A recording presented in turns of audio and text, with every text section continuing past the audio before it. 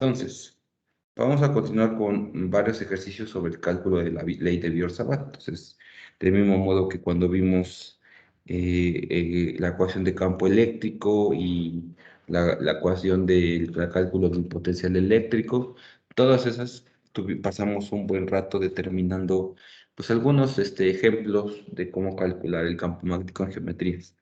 Entonces, otra vez, les recuerdo.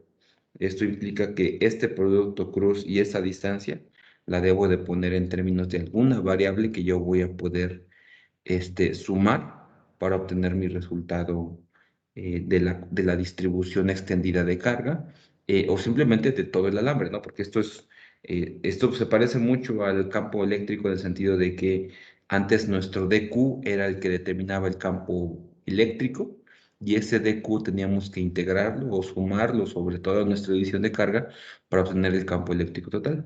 Aquí es equivalente, pero en el ds. El ds, nuestro elemento infinitesimal de corriente, es el que tengo que determinar geométricamente en términos de cierta variable. Ahora debo de incluir ese producto cruz con el vector r y también la distancia r tengo que ponerla para cierto elemento infinitesimal de corriente que yo conozco, ¿sí? Y después hacer nuestra suma sobre ese elemento de S en términos de una variable, que es nuestra variable de integración, y determinar el campo eléctrico total. Entonces, a veces, y es el ejemplo que vamos a poner ahora, el elemento infinitesimal de S, pues es como lo vimos en el caso del anillo y en el caso del conductor, es realmente un pequeño pedazo ahí de nuestro conductor. Pero del mismo modo que en el campo eléctrico, del potencial eléctrico, a veces podemos hacer lo mismo, pero para una distribución un poquito más extendida. No tiene que ser nada más un elemento infinitesimal. Dame un minuto.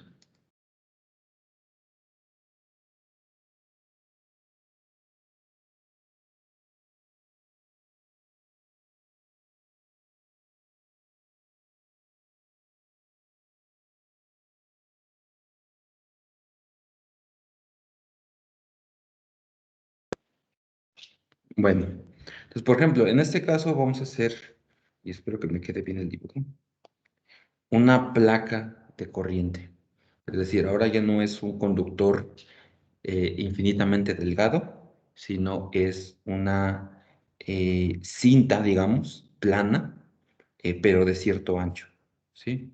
Entonces, a ver cómo pongo la geometría. Va a ser algo como esto. ¿Ok? Entonces es una cinta plana, la voy a poner aquí a la derecha,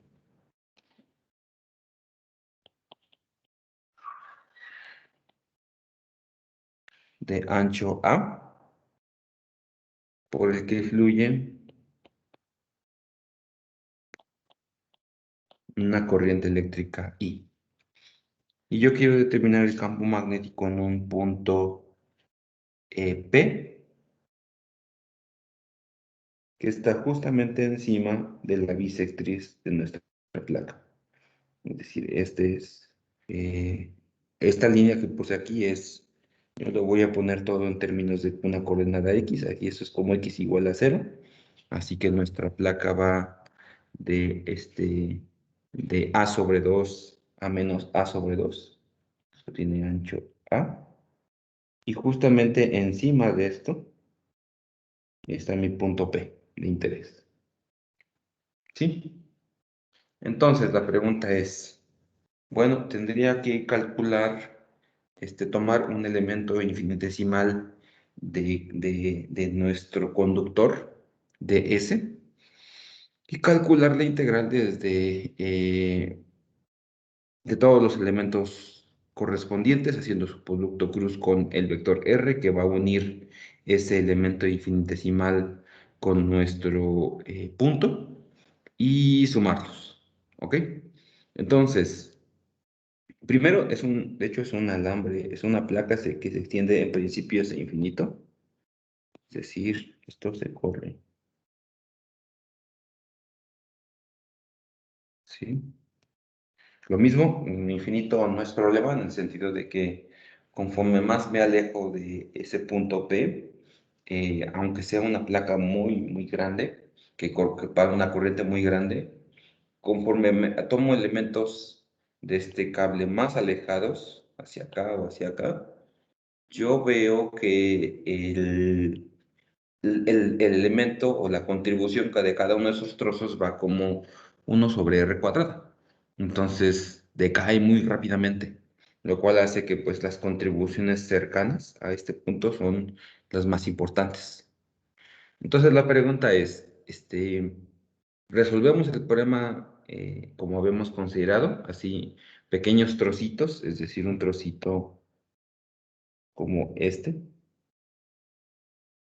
que tiene un vector de S, y hacer el producto cruz, ¿o creen que hay una metodología un poco más simple?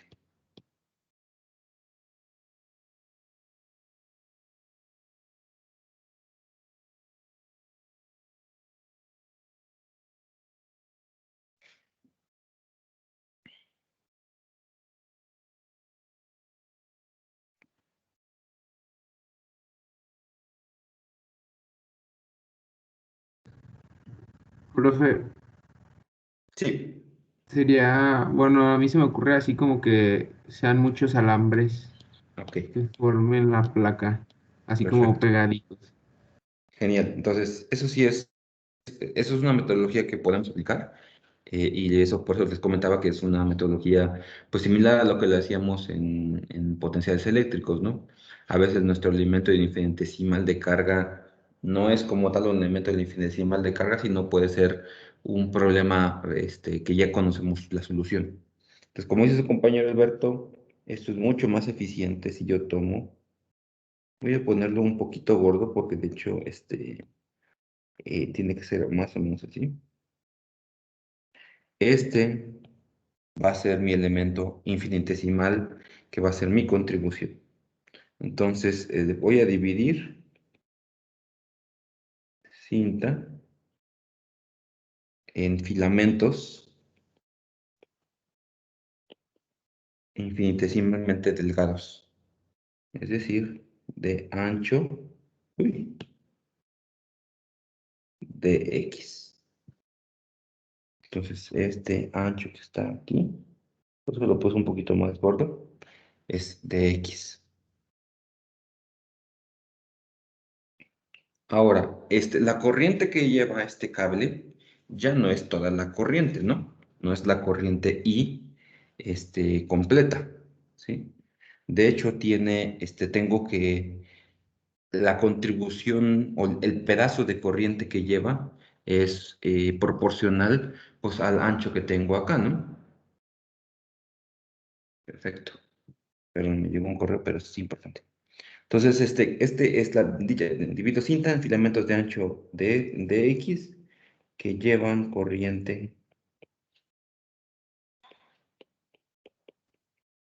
de I igual a, pues la cantidad de corriente que lleva será proporcional al ancho que lleva con respecto al ancho total, ¿no? Es decir, yo agarro la corriente total, tomo su ancho y lo divido entre el ancho total de la placa. Entonces, si yo tomara, por ejemplo, un DX igual, muy tan ancho como la propia cinta, entonces ese elemento pues lleva toda la corriente I. Y siempre son proporcionales. Si yo tomo una décima parte del ancho, llevo una décima parte de la corriente. Ok, bueno. Ahora, la parte interesante con respecto a la geometría. Fíjense que este pequeño filamento o este filamento que estoy considerando tiene una particularidad. Es justamente un problema que ya hemos resuelto. Sería el campo magnético, la intensidad del campo magnético ahí es mu cero por la corriente entre 2pi la distancia. ¿Sí? ¿Se acuerdan que como es un filamento, no tiene, o sea, en particular tiene un de ancho de X muy pequeño, pero no importa, parece que ahí que estoy tomando una geometría un tanto extraña porque no estoy en mi configuración como esta, que estoy a cierta distancia acá, pero sí lo estoy. ¿Por qué? porque la distancia de aquí para acá, uy, también es esto. Mi distancia de aquí para acá, déjenme ver cómo lo pongo, sería como por aquí. Esto sería, no, me salió muy largo. Ajá, creo que sí. Esto es R. Aquí tengo un ángulo recto, de hecho, ¿sí? Y entonces lo único que es medio extraño en nuestra configuración es que el campo eléctrico tiene que ser, digo, el campo magnético tiene que ir en la dirección indicada por nuestro plano especial que definí ahí. Es decir, en cuanto yo defino esta línea y este punto, es como si yo definiera esta línea y el punto de interés que tengo. Ahí se creó un plano. En ese plano existe dr, ¿sí? Eso quedó claro desde nuestro ejercicio que vimos acá, ¿no? Entonces, mi filamento y el punto P definen un plano. En ese plano existe este vector R, como aquí era este vector R, ¿sí? Debido a la contribución de todo este filamento, nosotros encontramos que la magnitud del campo eléctrico es esa que dijimos, mu cero corriente entre 2pi por R, y la magnitud, ¿se acuerdan que en ese sentido entra a la hoja o en este lado iría como a la izquierda, ¿sí? Pero va a la izquierda con respecto a este plano, a ese plano definido por este filamento y R. Pequeño problema. Ese ángulo, lo voy a poner un poquito más para acá. Ese vector no es, debido a que es perpendicular a al filamento de S, de X, o al filamento, y al punto, a ese plano, no es perpendicular en general a nuestro plano X, no es paralelo a X, por ejemplo. De hecho, de la geometría nosotros sacaríamos que podemos dividir la componente de este campo magnético B en una componente que sí es paralela a la perpendicular a la placa, es decir, este vector que está aquí sí está en la dirección de X, y este vector P sí está vertical sobre ella. Entonces, este es mi dB verdadero. Y ahora, según la geometría, si esto es un ángulo teta, este también es el mismo ángulo teta, y por lo tanto esto es dB coseno de teta, y esto es dB seno de teta. Si quieren, véanlo de esta manera. Escojan el filamento que está sobre la bisectriz, justamente en X igual a 0. Ese es el único filamento en el cual el campo magnético de B, de hecho, sí es paralelo a nuestro eje X. ¿Por qué? Porque en este filamento, este, directamente el plano que es definido por el filamento y mi punto P, de hecho es perpendicular al de X. ¿Sí? ¿Sí lo ven que es completamente perpendicular? Y si es perpendicular, entonces el campo magnético, ¿se acuerdan? Es perpendicular a ese plano, como lo que vemos aquí, ¿no? Una vez que definimos el punto P y mi conductor, esto define un plano, que en este caso es nuestra hoja, y el campo magnético es perpendicular a ese plano. Entonces, si yo tomo el filamento en X igual a 0, ese es el único filamento en el cual mi campo magnético es perpendicular, por lo tanto, al plano, es paralelo al eje X. Entonces, ese es el caso cuando teta es igual a 0. Como teta es igual a 0, entonces mi única componente es esta. Entonces, esto es un tanto geométrico y espero que haya sido clara mi explicación para indicar, pues primero, que ese vector de B no tiene que ser paralelo a dx, nada más lo es en un solo caso, pero que esas componentes, que las componentes que tengo indicada ahí, como dB coseno de teta y dB seno de teta, pues son calculables porque yo conozco cuál es la magnitud de dB. Yo sé que eso debe ser mu cero o la corriente entre 2 pi r, que es el campo magnético de un alambre de corriente. Entonces, por favor, ¿se entendió esta parte geométrica y las componentes?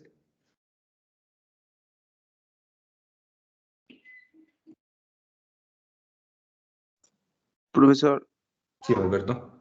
a mí no me quedó muy claro le- el ángulo del ángulo teta, o sea, Ok. porque es igual que el otro angulito. Ahora, mira, bueno, pero la parte geométrica adicional sí, ¿verdad?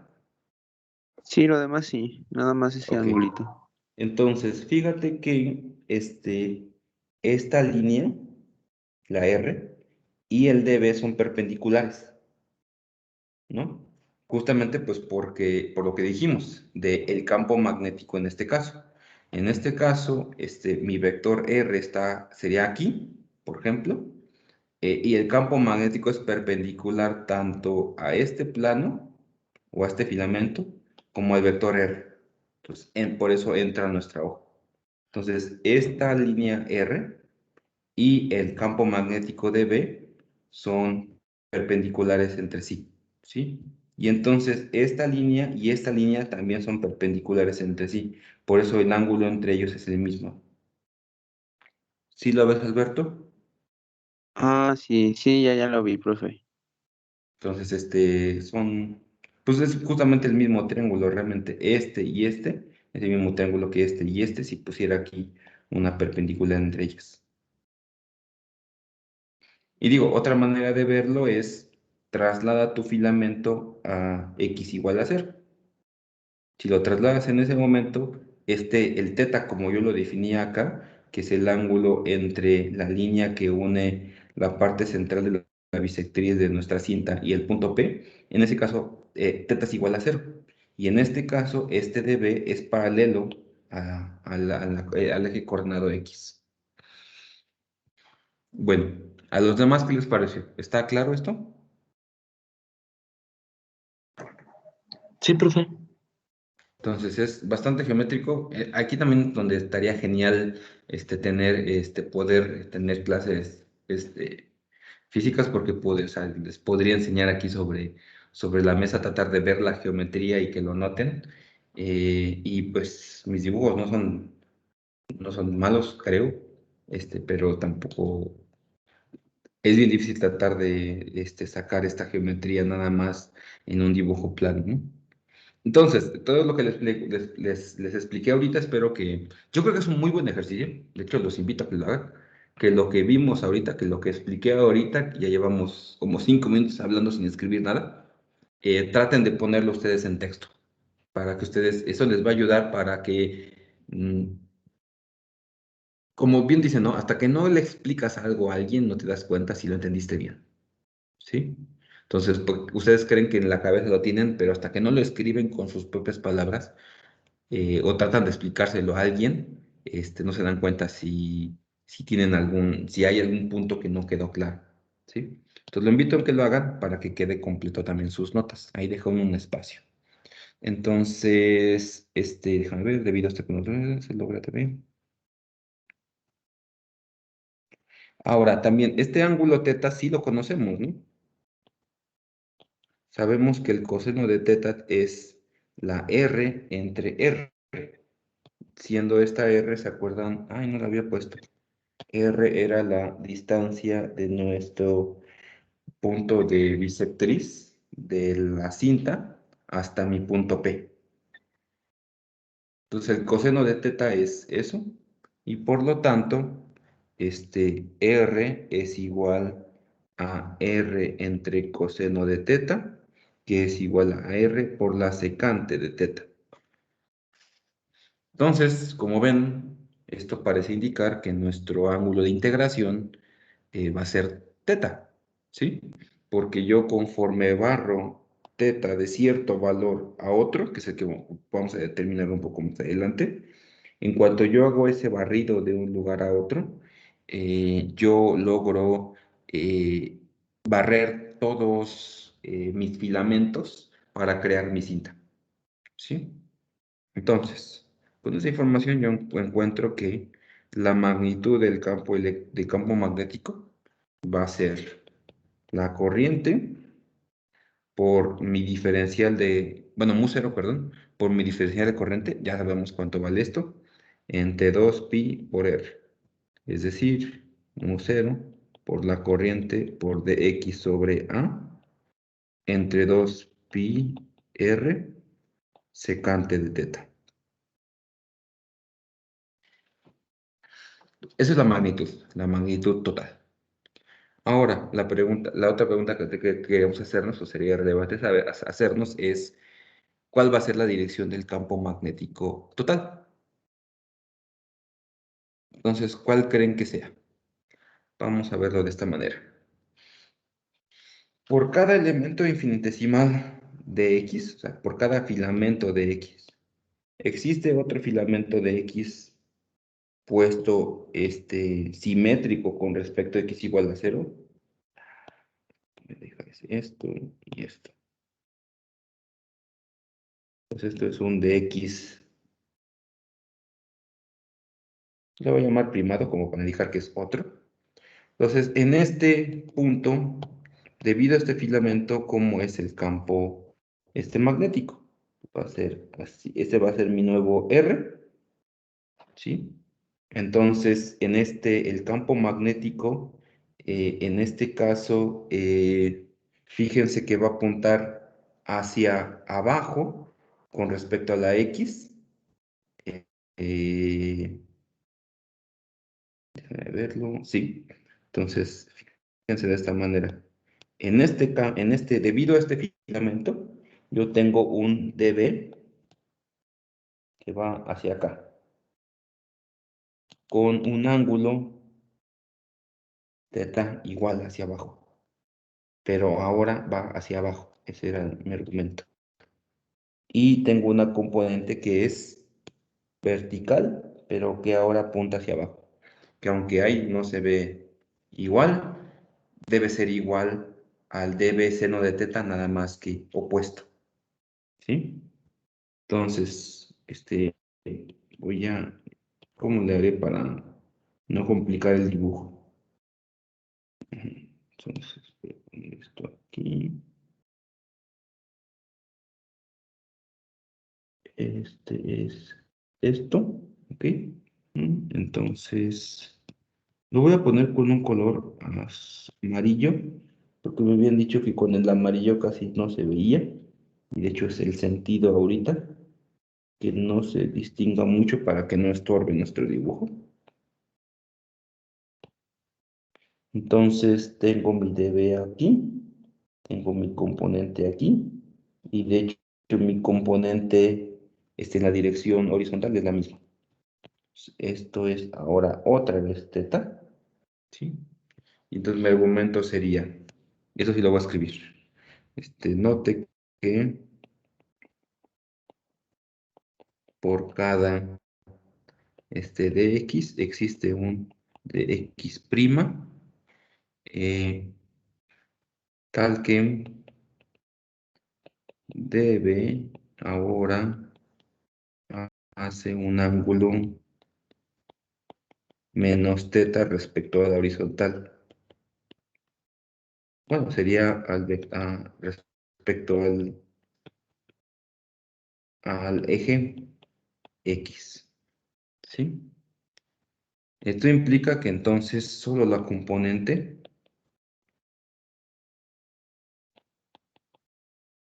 dB coseno de teta sobrevive la integral. Es decir, que mi componente dB seno de teta se elimina. Y eso implica que debido a esta cinta, yo nada más voy a tener una componente en la dirección X. La componente de la dirección vertical, hacia arriba o hacia abajo, no sé cuál sea, esa siempre se elimina. Entonces, eso implica que el campo magnético total sería la integral de la magnitud por el coseno de teta. Entonces, esa magnitud ya la conocemos, es la que tenemos ahí arriba.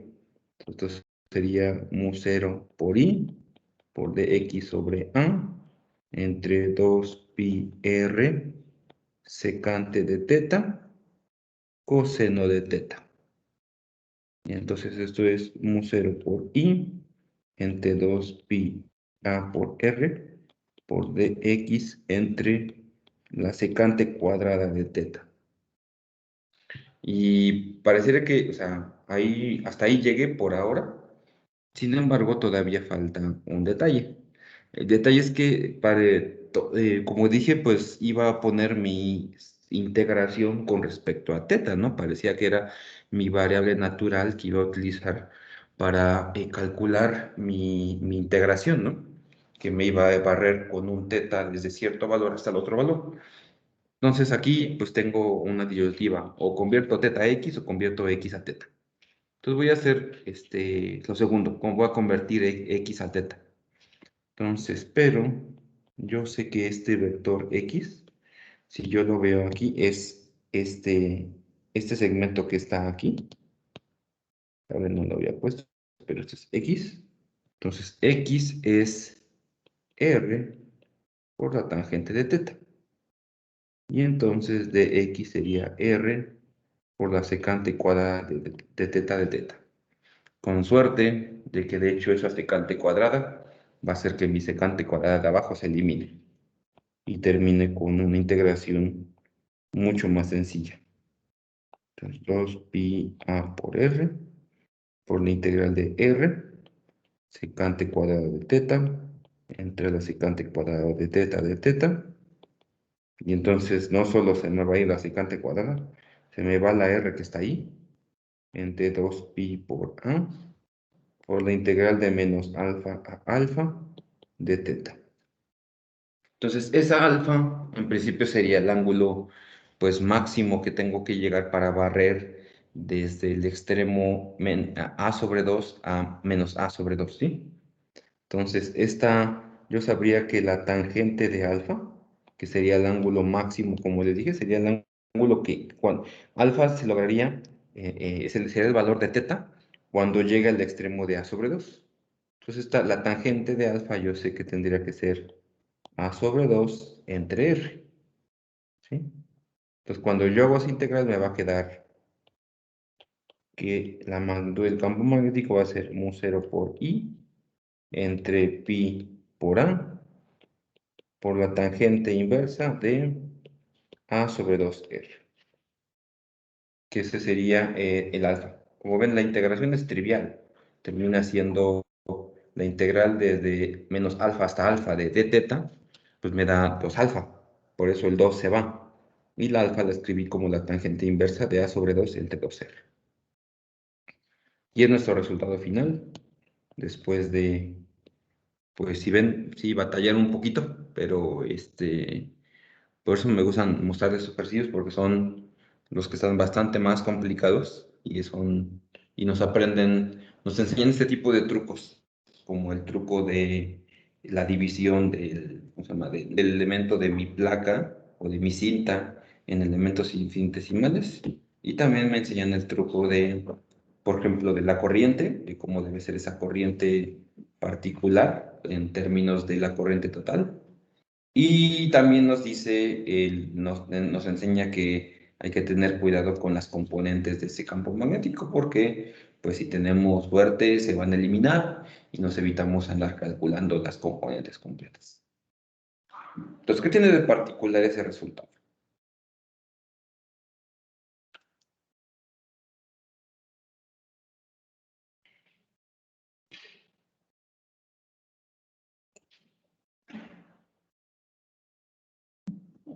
Bueno, en primero, como dijimos, siempre es en la dirección de X, ¿sí? Y tiene una dependencia muy extraña con la distancia, va como la tangente inversa de A sobre 2R, ¿sí? Entonces eso se asemeja un poco al caso de una placa plana paralela, porque de hecho, si ustedes hacen eso cuando R tiende a infinito, tiene un resultado que de hecho que no depende de la posición. Entonces eso hace que mi campo magnético o la magnitud de mi campo magnético no dependa de la distancia con respecto a nuestra cinta. Entonces eso se asemeja a nuestro conductor de planas, exactamente con nuestro cinta, una placa que tenga extensión infinita del campo eléctrico. Bueno, entonces, pregunta sobre el procedimiento. ¿Quedó claro? Profesor, a mí no me quedó claro lo de, o sea, las cotas de menos alfa hasta alfa. ¿Me Sí, podría volver a explicar eso, por favor? sí, claro. Entonces, fíjate que cuando terminé de escribir esta ecuación y pude escribir ya todo en términos de teta, pues sí queda claro que las secantes se me van y me queda nada más el ángulo de teta, ¿no? E incluso hasta las R's también se me van. Entonces, el límite de integración ahorita estaba sobre el ángulo. Entonces, el límite lo tengo que proponer en cuál es el ángulo máximo al que tengo que llegar por un lado y después barrer hasta el otro lado. Este ángulo yo lo definí así, como alfa.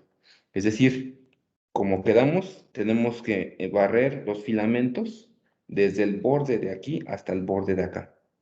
Entonces, alfa va a ser el ángulo que va a ser este R con la vertical cuando yo llegue al borde de la cinta.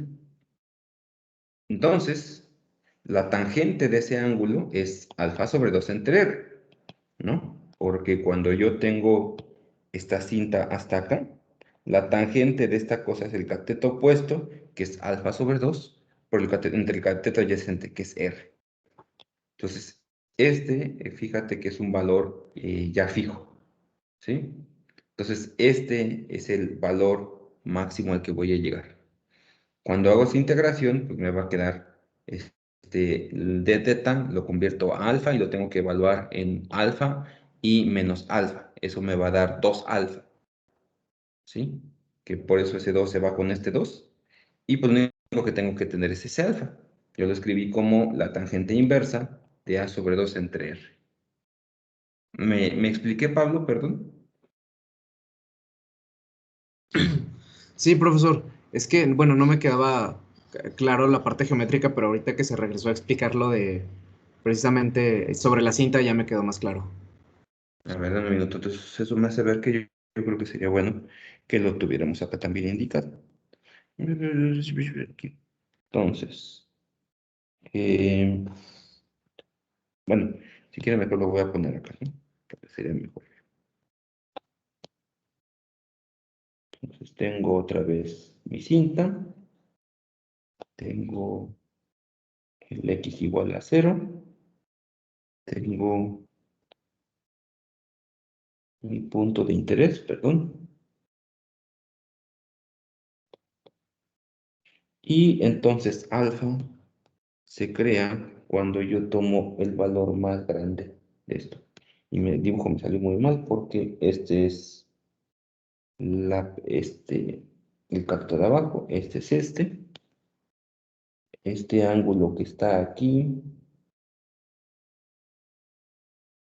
es 90 grados, ¿sí? Y entonces aquí esto es alfa, tal que esto es a sobre 2 y esto es r.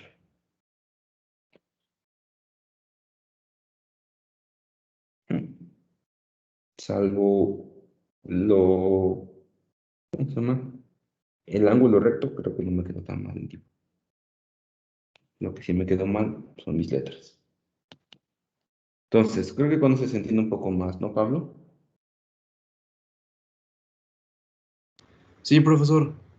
Sí, ahora sí ya lo vi.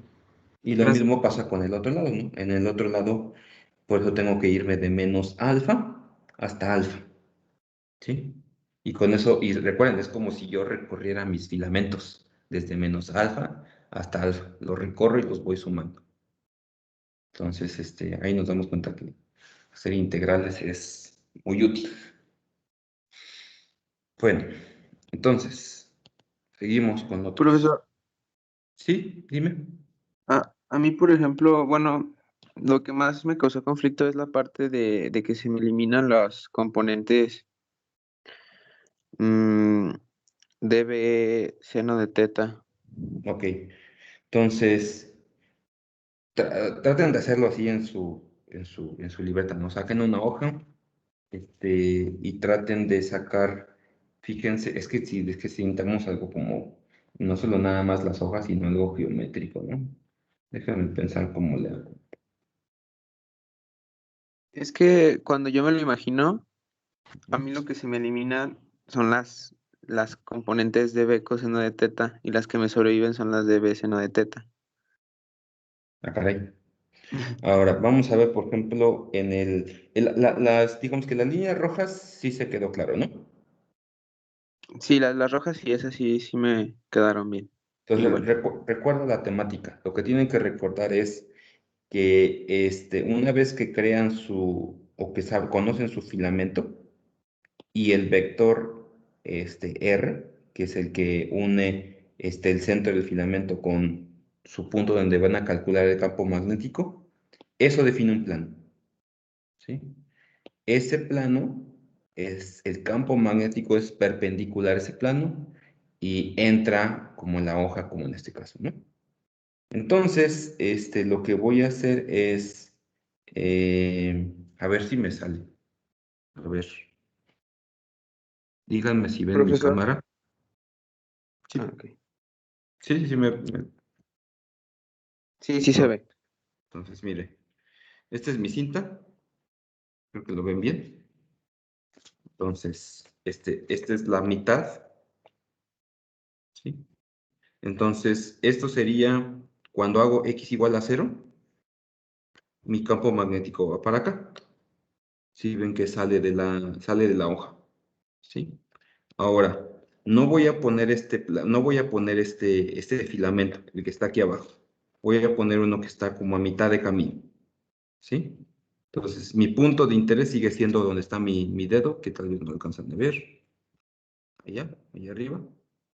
Entonces, mi vector de campo eléctrico magnético, entonces es perpendicular en ese punto hacia arriba, ¿sí?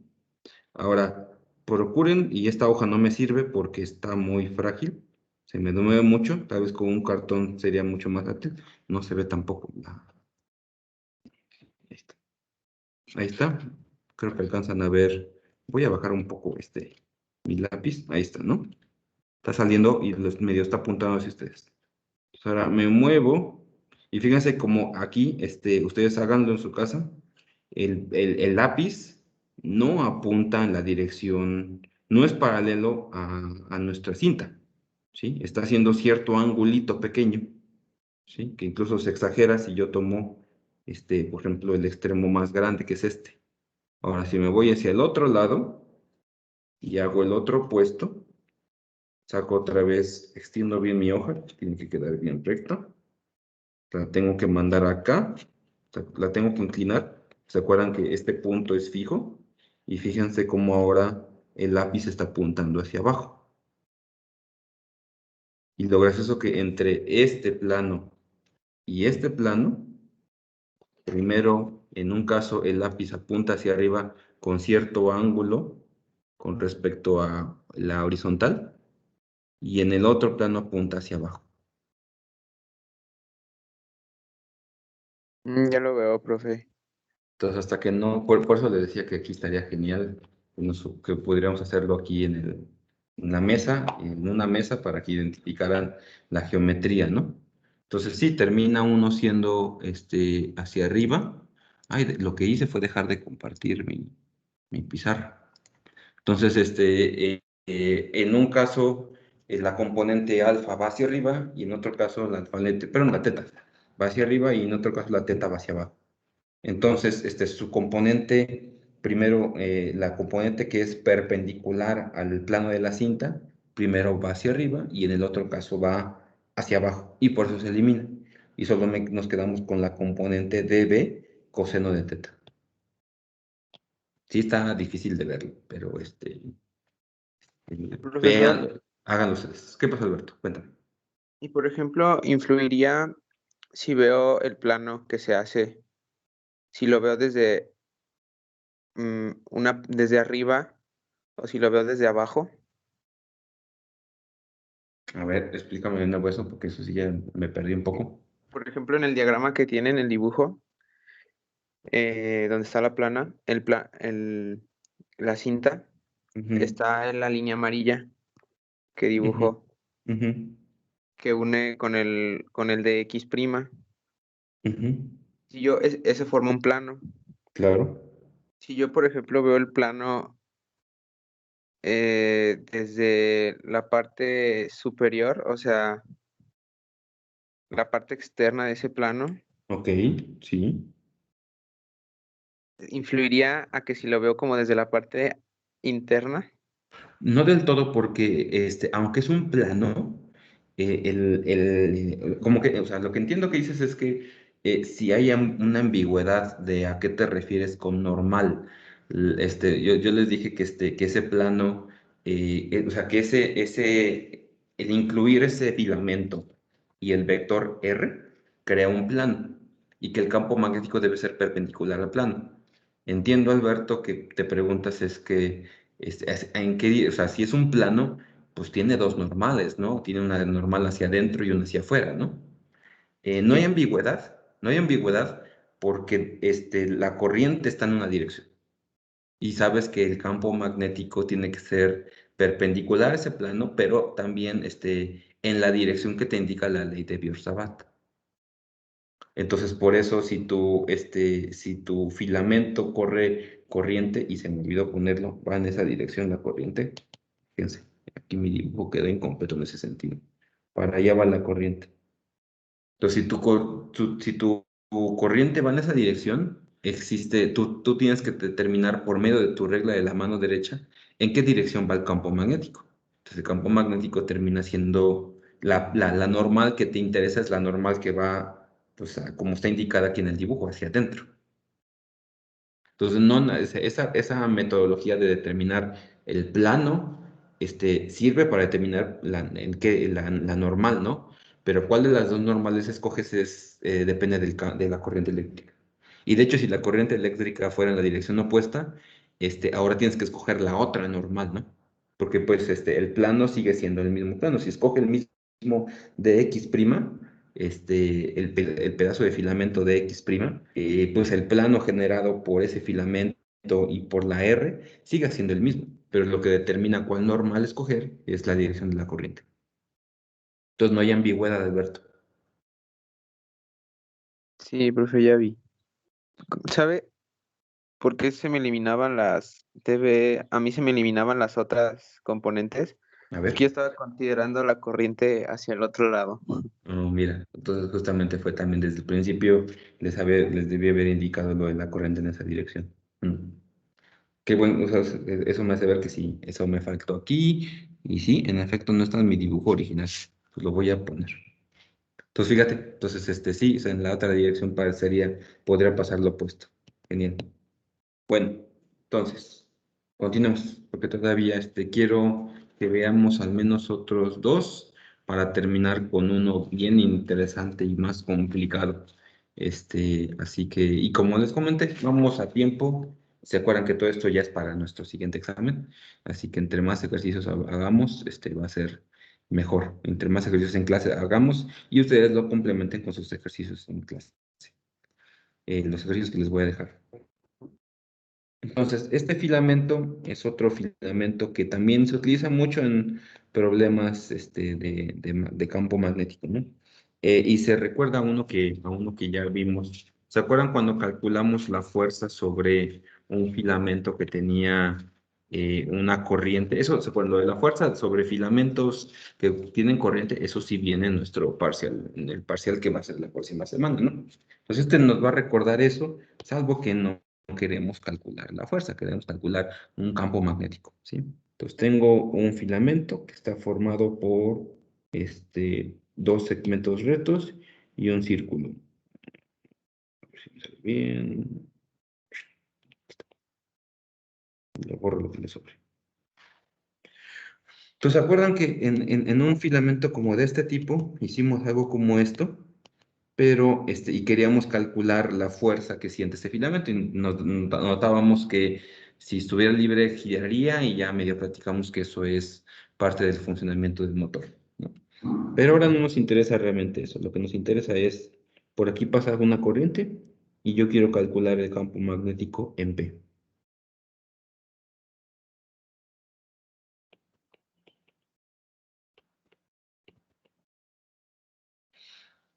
Entonces voy a dividir esto en 3 segmentos. El segmento A, el segmento B y el segmento C. ¿Sí? Entonces, la pregunta es, hay un argumento interesante para darnos cuenta que los segmentos A y B no contribuyen al campo magnético en P. ¿Sí? Entonces, vamos a verlo. Para los segmentos A y B, pues si yo escogiera mi vector de S sobre nuestro conductor, pues DS apuntan a la derecha, ¿no?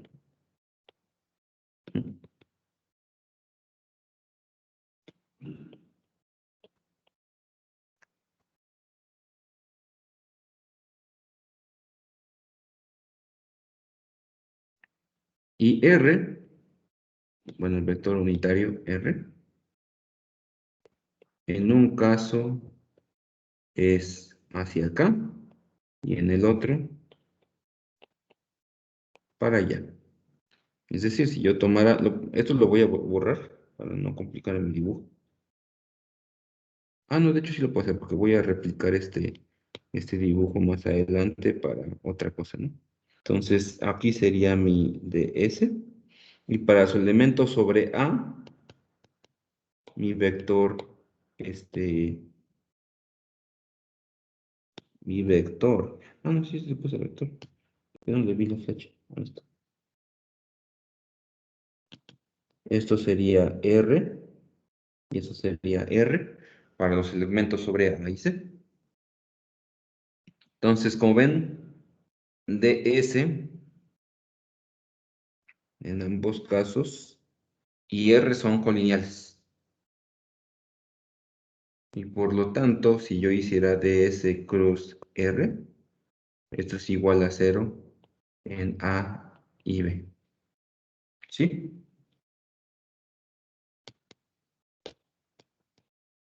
Y por lo tanto, lo único que me interesa es realmente mi segmento, uy,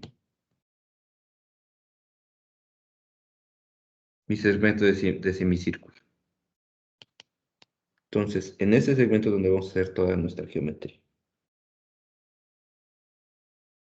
Entonces, voy a tomar un segmento de mi semicírculo, un segmento genérico, como siempre, de longitud ds, caracterizado por el vector ds.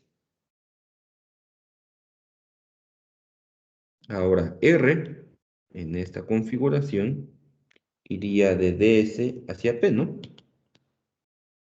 Esto sería R. Entonces, una primera conclusión que yo noto es que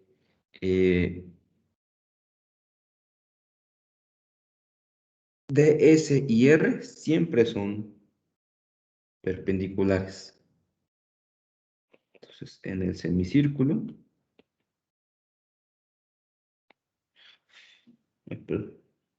ds y R siempre son ortogonales.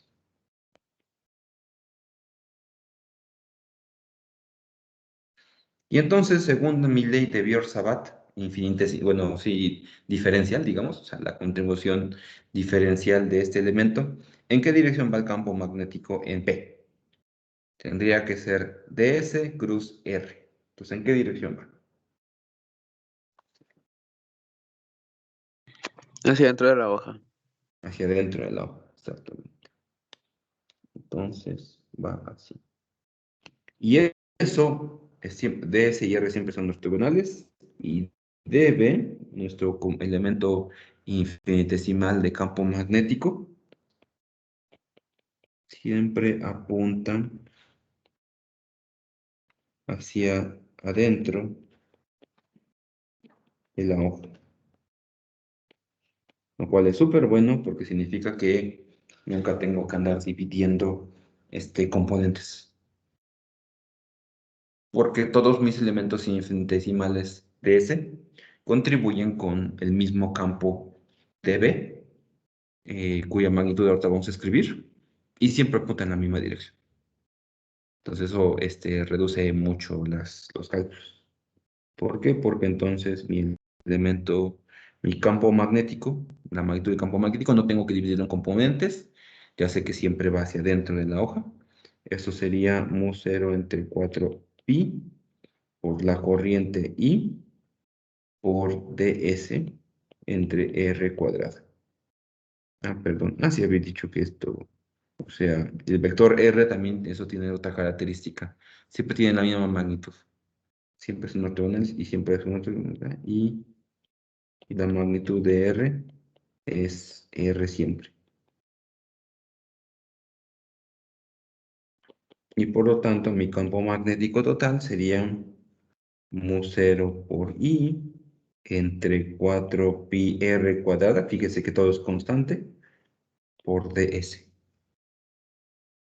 Y entonces lo único que me queda ahí es el caso, me queda nada más la circunferencia de ese semicírculo, ¿no? ¿Sí? Y que eso es 1/2 de pi por r cuadrada.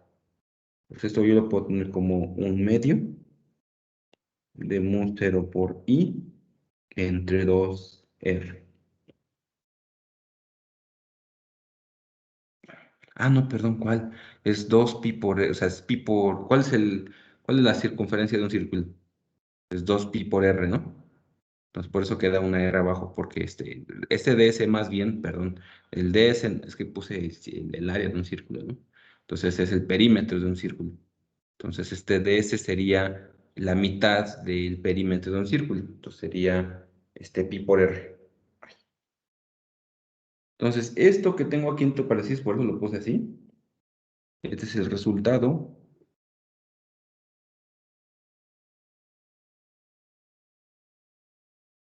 de anillo en z igual a 0. Nosotros ya habíamos calculado el campo magnético para un anillo de corriente. Estábamos pensando no que estuviéramos en el centro de este anillo, sino, ¿se acuerdan que era un anillo completo como este? Realmente el anillo completo, y estaba a una altura z, es decir, estaba por encima de nuestra hoja. Entonces, aquí, por encima de nuestra hoja, estoy a una distancia z.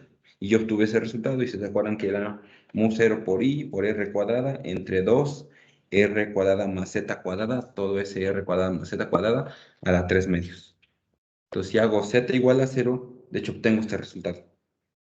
¿Sí? Si hago z igual a 0, me queda un r cuadrada arriba y abajo queda un r al cubo. Entonces me queda mu0 por i entre 2r. Y el 1/2 que queda aquí, pues es que es debido a que nada más tengo la contribución de medio del semicírculo, ¿no? Entonces, aunque el caso, el resultado ya era esperado por nuestro resultado del anillo, siempre es bueno hacerlo porque es otro ejercicio con el cual seguimos practicando. Sobre todo, fíjense que como tal, mi resultado de álgebra, o sea, el desarrollo algebraico es una línea. Si quieren, pueden dividirla en dos, si tienen esto y esto. Pero tenemos que hacer todo un conjunto de suposiciones y de análisis previos antes de realmente ponernos a arrastrar el lápiz. Y eso no solo es aquí, es en cualquier otra materia. Tienen que analizar su problema antes de realmente intentar ponerlo a resolver. ¿Por qué? Porque en el análisis es cuando ustedes pueden simplificar, pueden abstraer. También muy comúnmente se dan cuenta que no tienen que calcular todas y cada una de las propiedades que requieren. No es necesario hacerlo, ¿sí? Y termino realmente poniendo a prueba mi conocimiento sobre las leyes físicas. Aquí es donde está la física, en estas líneas que nosotros apuntamos acá. Bueno, todo desde acá. Aquí está la física, ¿sí? Bueno, con este caso del semicírculo, también podríamos abordar otro tipo de problemas. El caso del semicírculo va a ser muy útil porque vamos a poder utilizarlo como en otras ocasiones para poder resolver problemas elaborados.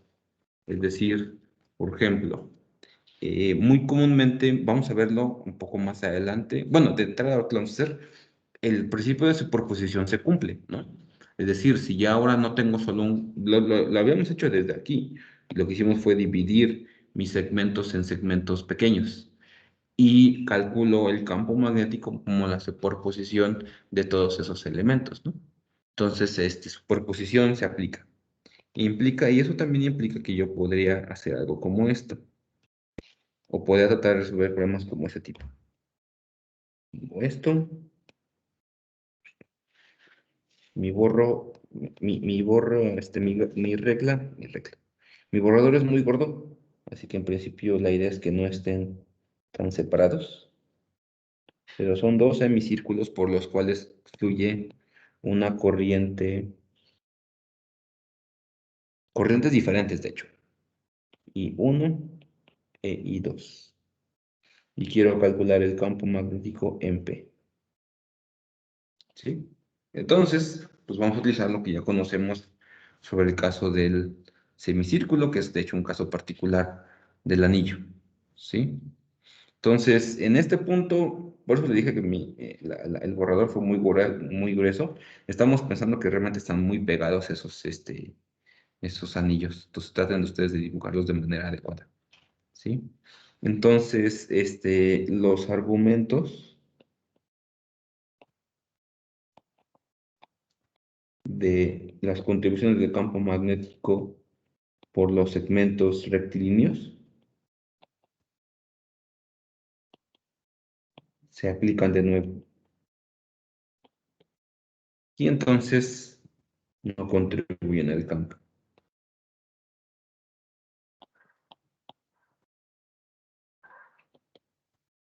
Ay, que desde hace un rato me avisó que ya estaba a punto de acabarse la batería.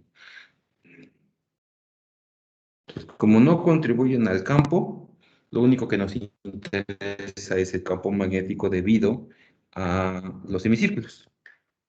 Sin embargo, hay algo interesante. Debido en P,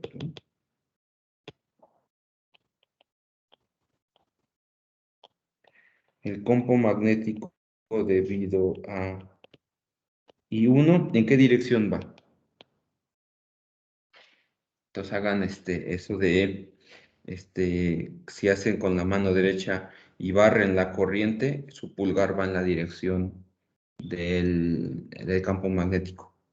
Entonces, como vimos ahí arriba, debido a la corriente 1, el campo magnético de hecho entra hacia nuestra hoja, ¿no? Pero ¿qué pasa con respecto a nuestro conductor 2?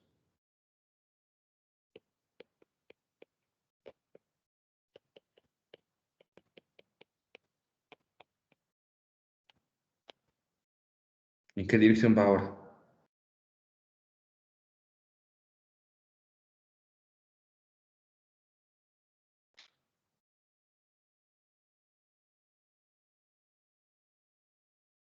Sale de la hoja, profe. Entonces, como sale de la hoja, se están compitiendo. Y por lo tanto, mi campo magnético total sería pues, el resultado que nosotros ya conocemos, que es mu 0 por I entre 4R. ¿Se acuerdan que es el mismo resultado que tenemos aquí arriba? Nada más que yo quise escribirlo de esa manera. Mu 0 entre 4R. Ay.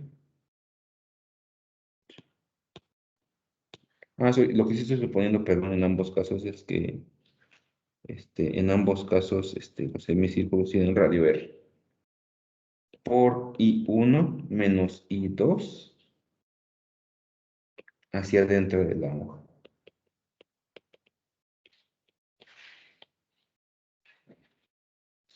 Y eso pues para que lo puse de esa manera para hacer notar que si I1 es mayor que I2, pues este campo magnético B es positivo y significa que va hacia adentro de la hoja. Si I2 es mayor que I1, entonces la componente que va hacia arriba de la hoja gana sobre la que va hacia adentro y entonces la magnitud es negativa y por lo tanto indicaría que va en la dirección opuesta. Y pues hay un caso en el que si I1 es igual a I2, el campo magnético es cero. ¿Sí? Entonces este tipo de rectificadores de corriente no es algo que sea tan extraño encontrar en algunos circuitos eléctricos. ¿Sí? Bueno, preguntas sobre este ejercicio. Superposición. Profesor, B debido a la corriente 2 dijo que sale, ¿verdad? Sí.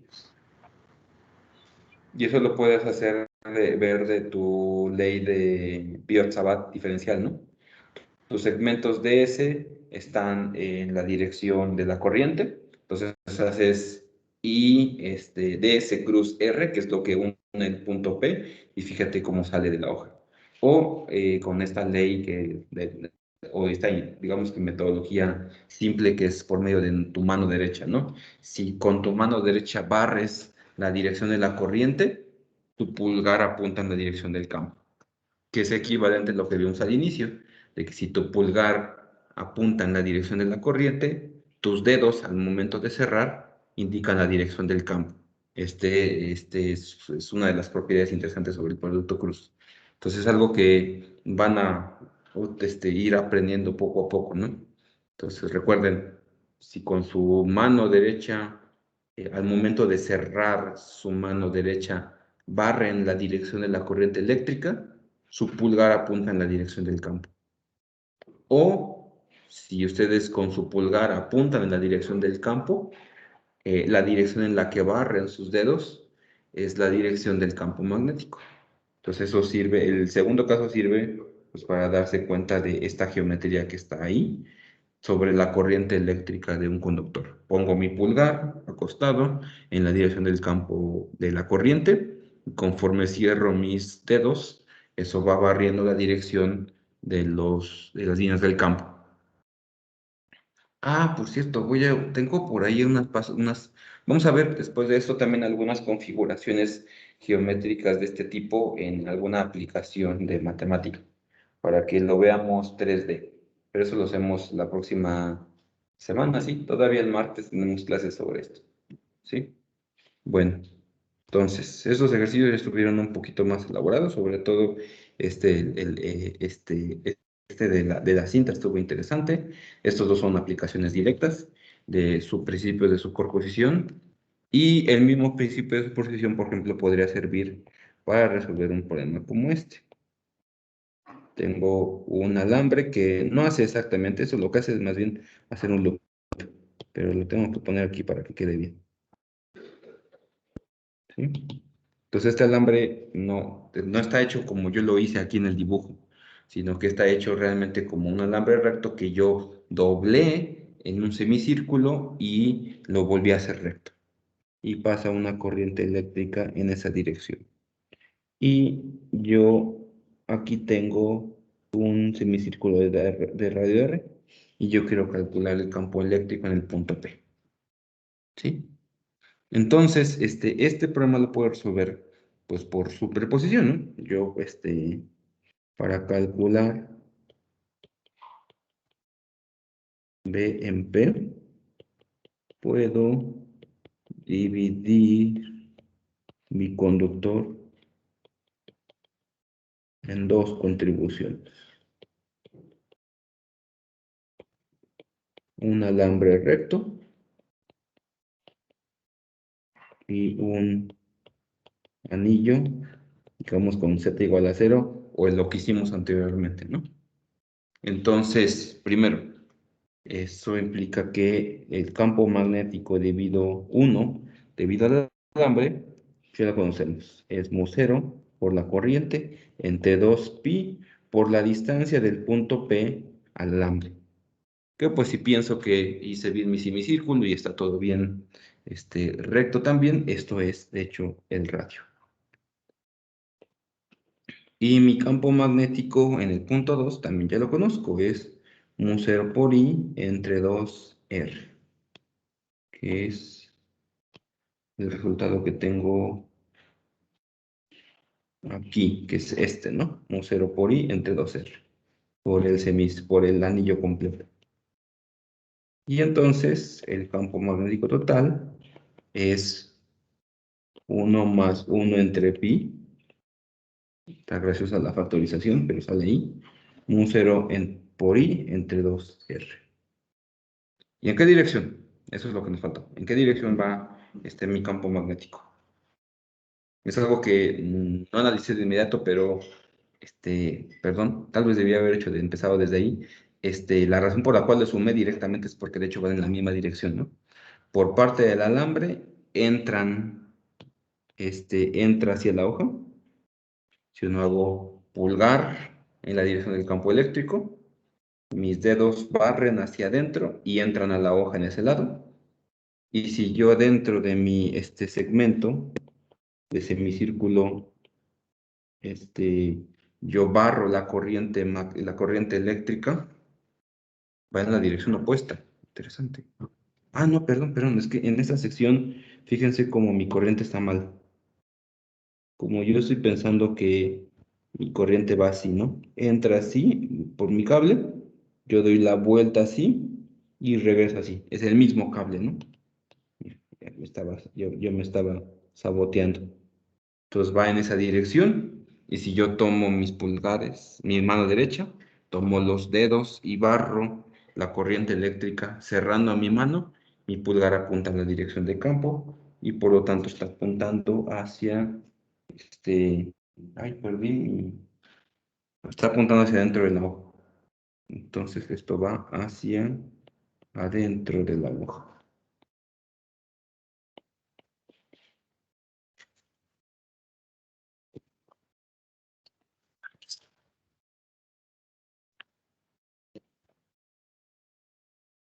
Pero recuerden, no nada más tienen que especificar la magnitud del campo magnético, también su dirección.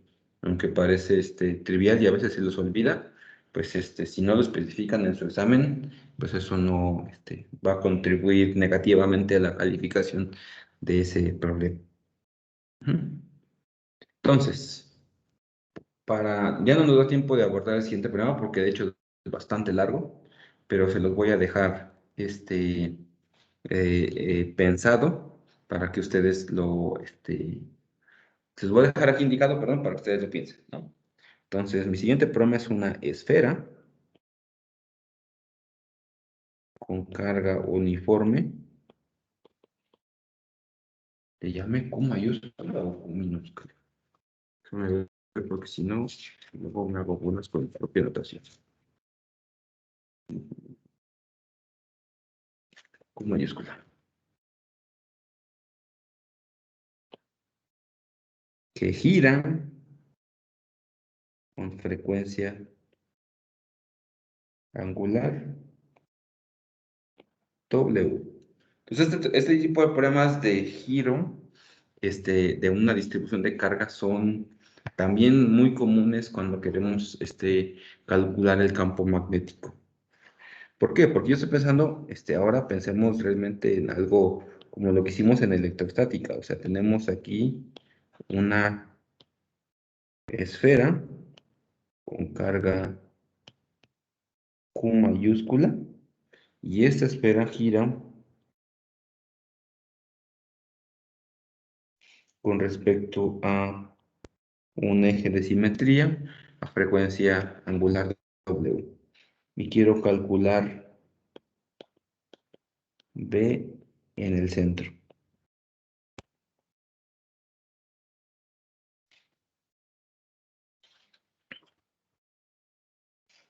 ¿Por qué hay un campo magnético si nuestra carga, si nuestro sistema, en este caso esta esfera, lo único que dije es que está cargada con una carga Q mayúscula, pero no está pasando ninguna corriente por ella, ¿no?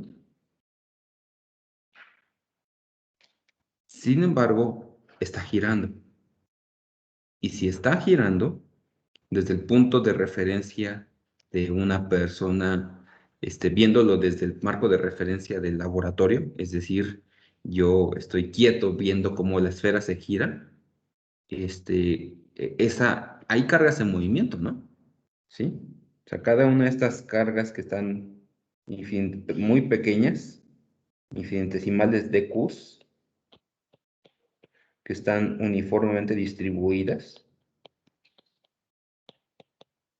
todas y cada una de esas carguitas está moviéndose con una velocidad angular W, y por lo tanto está creando un campo magnético. Entonces es como si yo agarrara un pequeño elemento infinitesimal de Q aquí, y yo lo sigo, y pues yo veo que ese elemento infinitesimal da la vuelta y regresa al mismo punto después de cierto periodo. O sea, hay una corriente eléctrica. Desde el punto de vista del sistema de referencia en reposo, yo veo una corriente eléctrica que está, este, veo esas cargas en movimiento, y esa carga en movimiento es una corriente eléctrica por definición. Entonces, este tipo de problemas de ahora, no poner como, imagínense como en el caso anterior, en vez de que su anillo, ¿dónde está? Bueno, no decimos, supongan, por ejemplo, este anillo completo, ¿no? En vez de que pase una corriente eléctrica por él, podría yo suponer que está cargado, tiene una carga positiva ahí estática todo el tiempo, y debido a que está girando, es como si llevara genera una corriente eléctrica, de manera efectiva genera una corriente eléctrica. Sí.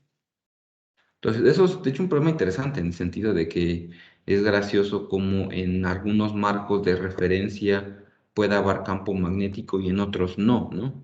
Si yo en un alambre conductor estoy yo quieto con el conductor, lo único que hay es un campo magnético y también un campo eléctrico, ¿no? Está bien, porque también hay cargas que generan un campo eléctrico, ¿no? Y sin embargo, si yo me pongo en el sistema de referencia del conductor, moviéndome la velocidad del conductor, pues lo único que hay es un campo eléctrico, ¿no? No hay un campo magnético, porque en ese sistema de referencia no hay cargas en movimiento. Entonces, la transformación de esos campos eléctricos y magnéticos, se tiene que hacer de manera adecuada, son conocidas, son unas transformaciones que se conocen como transformaciones de Lorentz, y resulta que son perfectamente compatibles con la relatividad especial. Por eso es muy especial la teoría electromagnética, que es compatible con la relatividad especial. Pero bueno, eso lo veremos, como les comenté, de manera pues bastante más simplificada, divulgativa, al final de nuestro curso, para dar completeza a nuestro temario. Bueno, eso es todo por hoy, chicos. Si tienen preguntas, es buen momento. Si no, nos vemos la próxima semana. Ustedes digan. ¿Todo bien? ¿Todo bien con estos ejercicios?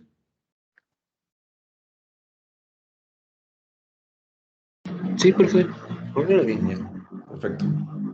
Entonces, sigan estudiando, sigan practicando, hagan sus problemas, recuerden, para nuestro examen de la próxima semana, y que tengan buen fin. Gracias, profe. Igualmente, que tenga un buen fin. Gracias. Nos vemos. Hasta luego, nos vemos. Gracias, doctor. Hasta luego. Hasta luego. Nos vemos, profe, que esté bien. Nos vemos, Salvador. Cuídate.